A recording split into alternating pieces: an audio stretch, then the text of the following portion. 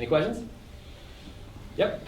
So you can deliberately create a spot to put like an instrument in or a voice in or something, like instead of just eliminating feedback, you could create that empty spot using the mixer. Sort of, yeah. Like say for instance,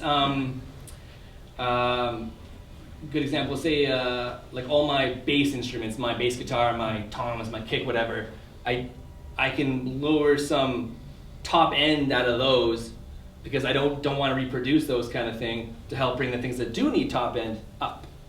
You say, there's only so much room, right, kind of thing. So yeah, you can use that to carve out. People will say they carve out, spots for things, sort of thing. Different mixers will have different ones. You might have one that's a high mid with a sweep, a low mid with a sweep, and a low, which gives you even more control, kind of thing. You might have digital ones where you have a lot more sweeps you can do, kind of thing. So that's how we adjust all our different carvings in our holes. We fit things in properly, kind of thing. Does that make sense? Good. Next on your mixer, you should have a monitor send. This is how we're going to get to wedges. So on your mixer, it might be called monitor or it might be called auxiliary. Same thing. It's just a way to send a specific mix to a different location. So for instance, I'm going to have my faders control my main mix. I'm going to have this row control my monitor mix. There's two ways you can do this. You can have what's called pre-fader and post-fader. Pre-fader means that once I have this set, my faders, if I move it up and down, won't affect my monitor mix. Good for stage wedges, because once you have your monitor set, usually you don't want to change them throughout the show kind of thing, or in-ears, once you change your in-ear mix, you're good kind of thing. So pre-fader is good for that, so that when his mix is fine, but during the night his vocals are getting tired and he's losing some gusto, I can still bring him up in the mains without affecting his monitor mix. The other one is post-fader, pre-post. Post-fader is the opposite of that then. So once I have my mix set, if I do adjust the fader, it'll adjust that mix accordingly with that. This will be good for, say, effects sends. If you're using, say, like reverbs and that on voices, when you bring that fader up to add more volume in the mix, you ideally want that effect to come with it. So a big push on a vocal, but you want that reverb just to sound big and huge kind of thing. Having it at a post fader would help that. Other situations would be, say, if you're using a stage situation with backing tracks, and you have like people like fading in, fading out. You want to be able to fade that music out, and the music goes down on the wedges too, instead of having to come up the mains, but still blaring loud in the speakers kind of thing. I do Folk Fest every year, and that's a big one we have. So when the dancers go up, they want to have, when they're walking off the stage, the music's going down with it kind of thing. So instead of having to sit there with two knobs, you can just have one kind of thing. So that's what pre and post kind of does. Any questions on that? No? It's going to be easy. Oh? So, sorry, if you have the post, let's say post fader, for example, turned up quite a bit, that means that describe to me again. Yeah, so in a post fade situation, you'd usually set your volume with your fader first, and then use the aux, that post fade, to bring up, say, let's talk reverb for now. So we're bringing up the reverb for that. And I've got it set there now. It's not physically going to move, but the idea being is when I bring the fader up, more signal is going into that aux, therefore bringing that send up with it. Oh, okay. You're basically adding more of that signal with that fader, which is feeding into that kind of loop sort of thing. That's why it comes up with it, and vice versa. When I bring it down, there's less going to that aux, and the effect will come down. Oh, I see. Yeah. Cool.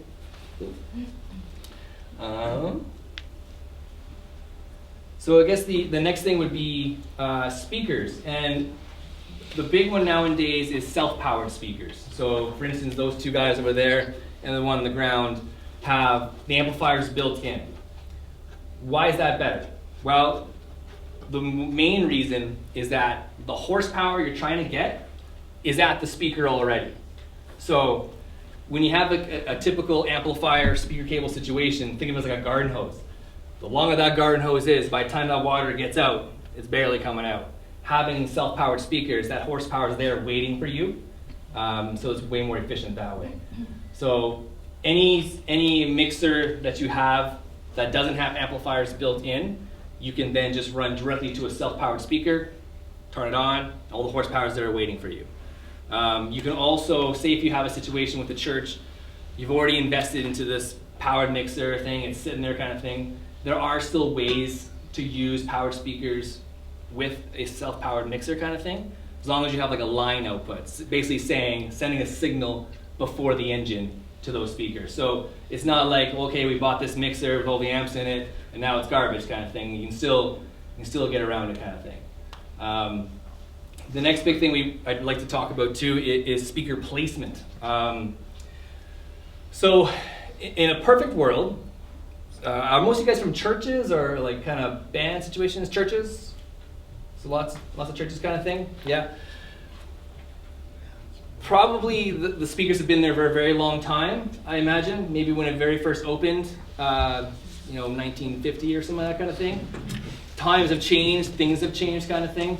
Believe it or not, back in the day, there weren't wedges. You just sang loud and people heard you kind of thing. But now everybody wants to be louder kind of thing. When we're talking about speaker placement and microphones kind of thing, we really want to think of that microphone as having the bubble on it. So when we add our gain and our trim, we make that bubble big. And that's what's picking up our voice. That's what's also picking up the sound coming back at it. And that's the problem. That's when the feedback happens and nobody likes you kind of thing. So really knowing the pickup pattern of your microphone first is how you're going to get the best sound out of your speakers. So if I have my stage wedges situated where I am kind of thing, you don't also want to have things too close to the speakers. For instance, if I have a typical mic on a stand situation kind of thing, the normal, or not the normal, a very common thing is to have that wedge like right up close to the microphone stand. The problem with that is the audio is coming out at about an angle like so. So if I'm here and that wedge is coming at me, the audio is basically shooting me at the knees kind of thing. So knowing how that audio comes out, we might want to adjust a couple things. Because a lot of times what happens is you get that speaker so close to the guy, and yeah, I need more, and then we're reeling the signal into the speaker, and all we're doing is just making our pant legs go because the audio is coming at our knees. So knowing speaker placement with mic placement can make a huge difference. We can take that same amount of output that we were blasting in our kneecaps, and now if you move our microphone back a couple feet, all of a sudden now it's finally coming out of our face and our ears kind of thing. So kind of keep that stuff in mind too. Don't get too close to the speakers for monitors especially, because that angle, it's like I said, it's coming basically at our kneecaps. Does that make sense? Yeah? We see that lots when we go to see bands play live and they're always like this. But if you see the wedge, it's right down there. I mean, what are you going to do? You can't fix that. It's impossible. So learning mic speaker placement can make a huge difference in your audio clarity, because now we don't have to have that mixer just railed to get the signal out. So by the time it finally comes up to our ears, it's already feeding back and stuff. Does that make sense? There's mud? Good.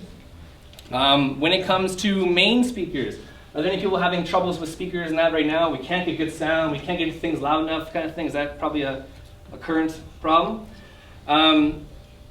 Doing small things like instead of having like a typical room, you have your stage, and then all your people are out here, kind of thing. You have two speakers, and the people who can't hear always sit right there. First of all, tell them to move up front. The other way of doing things is work smarter, not harder. So instead of having these speakers just blasting loud to get to the back corners, try running more speakers, delay speakers they call them. So what I do is I run off of, say, an auxiliary send, because I can send specific things, but maybe I just want to send just the vocals there kind of thing. I can have another set of speakers further back, still tied into this mixer, and therefore I can have the audio. These speakers are now just nice, even, taking care of these people, and these ones are coming back here, taking care of these people, sort of thing.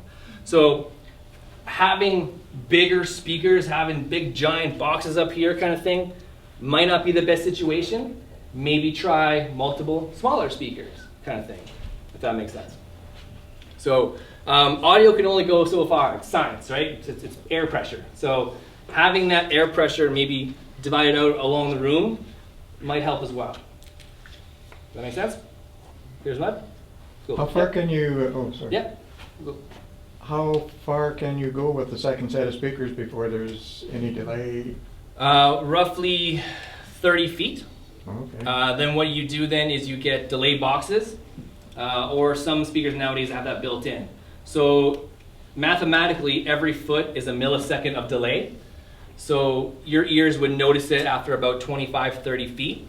So what you would do is you would have your delay speaker set up, signal goes into a little tiny box, you just tell it how many feet away you are, it delays that signal, so now everything time aligns. So you don't get that thing. Mm-hmm. So there are ways to fix that.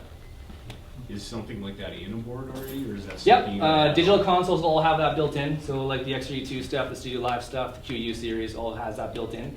Like I said, there is also outboard gear you can do to tie into any of your existing gear you have. So you don't have to be like, okay, I bought this mixer, now it's useless because there's nothing built in. You can get those extra.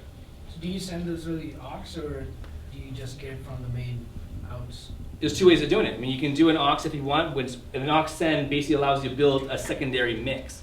So like I said, maybe the people in the back don't care about the band on stage, and they can already kind of feel it from the drums now already. I can send just the vocals and the pulpit and the CD player, whatever kind of thing that way.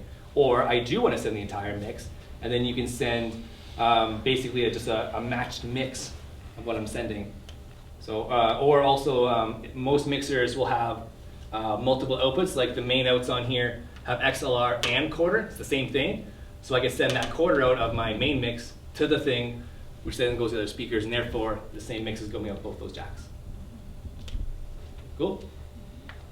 Is there any kind of stuff that you guys want to talk about? I'm really hoping for like a lot of Q&A kind of thing, because everyone's situation is different kind of thing. Is there anyone who came in with some questions they want to ask? Just one quick one. You Yeah. said that the XLR and the quarter inch are the same Yeah. level of output. Yeah. Good question. Yeah. Can I just go back to the speak for the microphone and the wedge placement? Mm-hmm. So if you're in a tight situation where you can't just back the wedge until you get the right angle. Yep. What do you do? Not just, yeah. Couple of things. Try propping the speaker up. Yeah. I've got a good old-fashioned milk crate. Prop it up a bit higher, which now brings that angle a bit more up. Also, maybe try doing little things like having the wedges maybe at the side of the stage, coming in at you instead of directly in front. You can have that speaker a little further out, but that angle now is hitting me from the side, and that might help. So just adjusting the height would help, and or moving it maybe to the side, to have like what's called a side wash might help too. So How far can you go with a speak-on cable? realistically, 50 feet. Because we're looking at, well, what we've got 4 big bins on the stage, Yeah. stacked, and it's kind of a pain. Yeah. And we're kind of contemplating thinking about maybe stuffing one in each corner. Yeah, the other thing you No. can do is like if you have, say, like, because a lot of times too the mixers are at the back of the room, I'm The imagining. mixer's probably 200 feet away from the amps. Right, so if you have your mixer back here, the amplifier doesn't need to be there. No. The amplifier should be up here with the speakers. Now our 200-foot run is now a 25-foot run. Well- You can run as far as you want with XLR cable, or balanced signal it's called, as far as you want. You're not going to lose anything.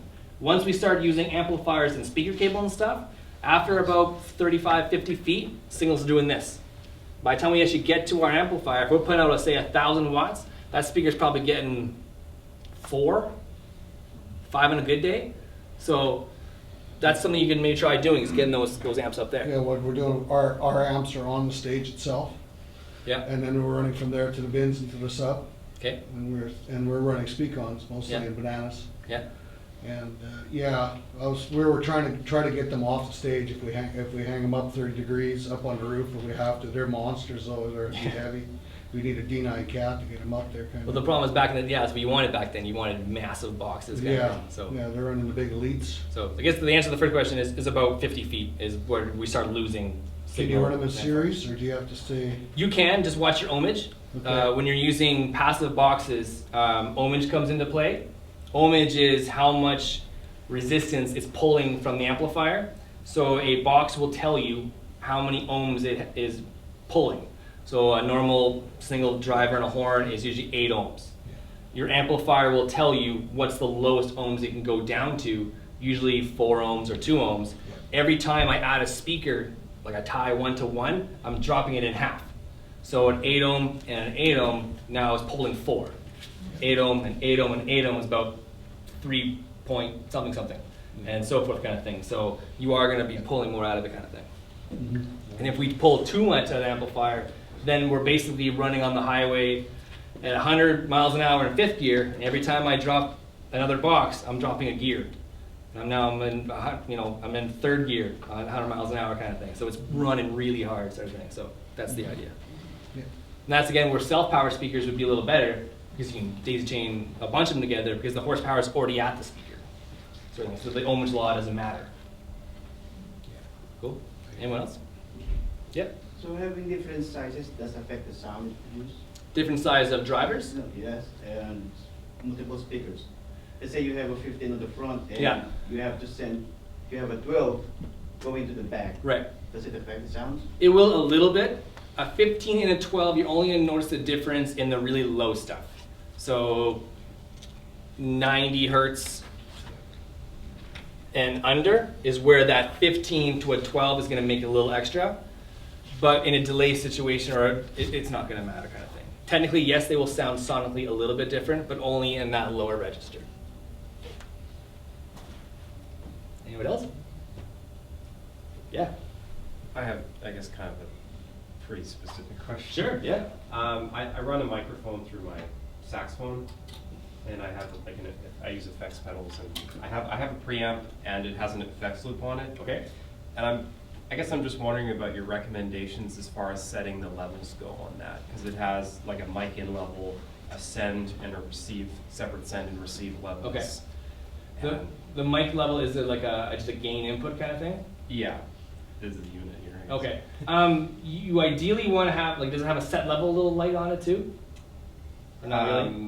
No. Sure. It doesn't have it, no. So those things are probably going to be, when you're turning that gain up, it's going to be in 1 decibel increments kind of thing, which can make a big difference real quick. Yeah, I've sort of experienced that a little bit so far. You might want to look at having the mic input level a bit quieter and then having your main send hotter.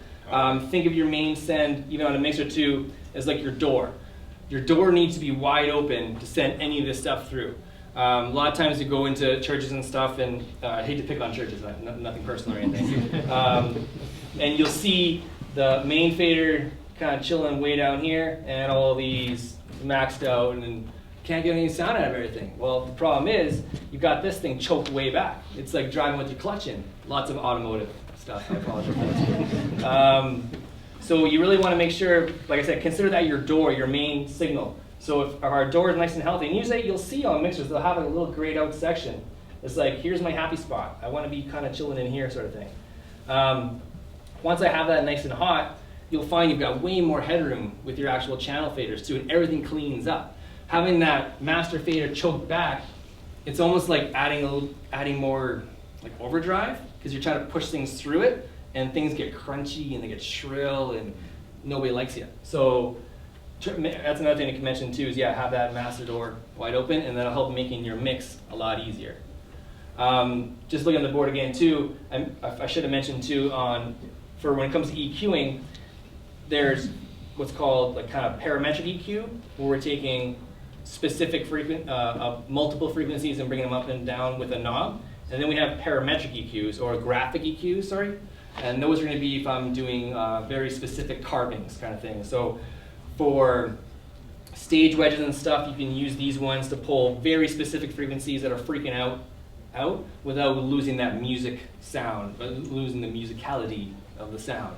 Because every time we pull something, we're not also just pulling up those frequencies, we're losing volume too, because all those frequencies together make actual volume.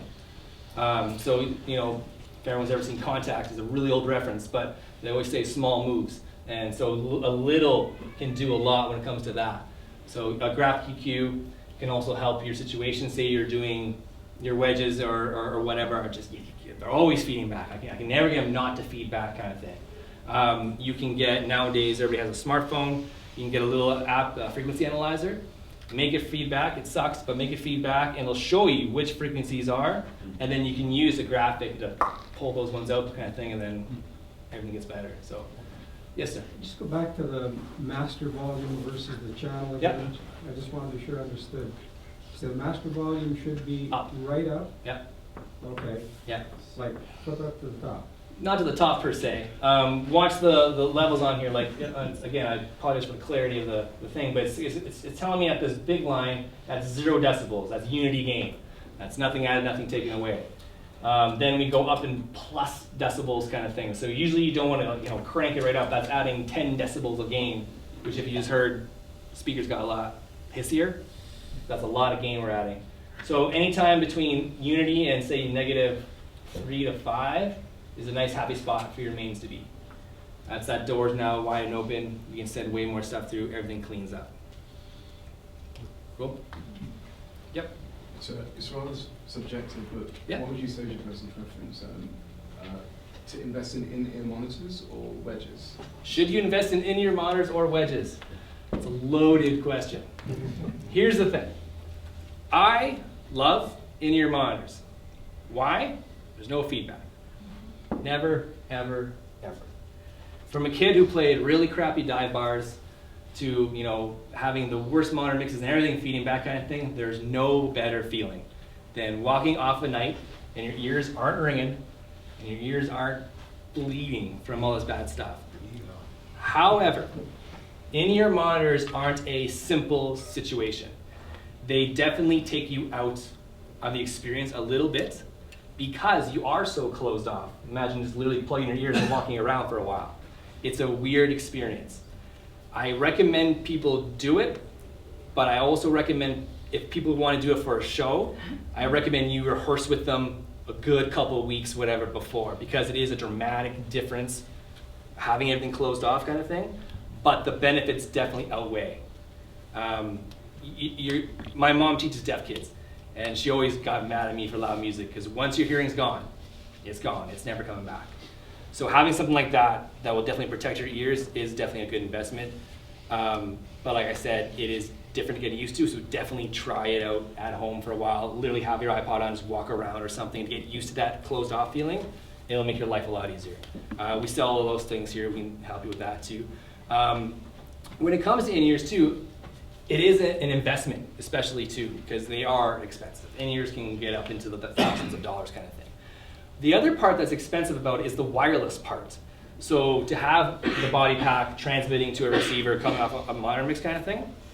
But I always ask people too, like, what are you doing in the band? Well, I'm the drummer. Well, you're not running around. So you don't need wireless. There's lots of wired in-ear options. Something as simple as getting a little clip-on belt pack, run a cable into it, and now I have wired in-ears. Something that you look into is a $75 investment instead of a $900 investment to make it wireless kind of thing. So maybe looking at that too if you're playing keys or whatever. I mean, you're just standing there, right? So there's that as well. So yes, I definitely recommend in-ears. Okay. Yeah, with that wireless, so could you get, would there be interference from other? Interference from other wireless stuff? Yeah. Technically, yes. Because there is as same as frequencies, there's only so much bandwidth in the world. Yeah. And certain ones are blocked off for certain things. And a lot of it now is the dreaded 2.4 gigahertz. What's 2.4 gigahertz? Everything. Everything is 2.4 gigahertz. Wi-Fi, routers, everything. Cell phones. But when you buy a wireless system, they'll tell you on it what frequencies they're pulling from. 500 hertz to whatever, or 2.4 gigahertz. There's always lots of open channels with those. So for instance, if you had a band with 4 guys within your systems, your system will always give you the option to pull from at least 12 different channels. So if you're on channel 1, 2, and 3, 2 and 3 are kind of interfering a little bit, 1, 2, and 5 or something. Oh, okay. So there's always options to get that kind of thing too. Yeah, I guess that was all I was going to mention about that. Yeah. So. Anyone else? Headset mics. Headset mics, okay. Placement, styles. Placement and styles, okay. For like kind of a pastor kind of thing, okay. And singers too. Sure. I would always recommend a headset microphone over a lapel microphone. If you're a minister, again, picking on churches, I apologize. wants a lapel microphone. He is wrong. Lapel microphones were designed for broadcast applications. That's why you see them on newscasters, and that's why they sound so damn good. There are no speakers nearby. They can have that gain on that microphone railed up and sound clear as a bell. The problem with lapel microphones is they're omnidirectional, meaning it picks up everywhere. So you get a guy with a lapel mic on, and it's going to pick up everything around in a live situation. So headsets are much better because that mic is now at the corner of my face. No matter where I go, that mic stays with me. We sell some of the skinny ones, what they call countryman style, which is those little beige ones or whatever. Same thing with headsets goes when it comes to gain structure. You need that guy to still be able to talk properly kind of thing and get that gain down so that you're not fighting with him because he's talking like this, because signal in equals signal out, right? So I always recommend having either right to the corner of the mouth, because you're not going to get the puzz and the tuzz of everything else, but it's still close enough to have that gain just a bit lower. There's nothing wrong with the larger ones you'll see, like the Britney Spears style ones. They were just designed to be able to handle more air pressure. So you can have a lot of louder things into it. So that's why they're a little larger. That one sounds murkier too. Like Murkier? Murkier. I should write that down. Murkier. Mighty. Use your EQ for that. Help find out where those problem spots are, kind of thing. And the same placement for those? Yep, same thing, just the corner kind of thing is where ideally you want to be. So that's a good point about mic placement too on anything. Drums, guitar amps, keyboards, whatever. That's going to be a huge changing thing depending where that mic is for your actual sound. If you're, say, making a drum kit, say like even a kick drum, where I have that kick drum mic compared to where the beater is hitting, within inches is going to make a huge difference of the actual sound of that microphone. So there is no right and wrong. It's all dependent on how you are using your ears to hear it, kind of thing. So there's nothing wrong with having a guy sit there for a good old 5 minutes while you sit and just move that microphone around and find that sweet spot, kind of thing. So same goes again for toms, overheads, vocal mics, everything. So if you're having trouble getting something to sound good right here, try adjusting the mic a bit up or down, kind of thing. Like there's no right or wrong. Just keep adjusting it to find those sweet spots.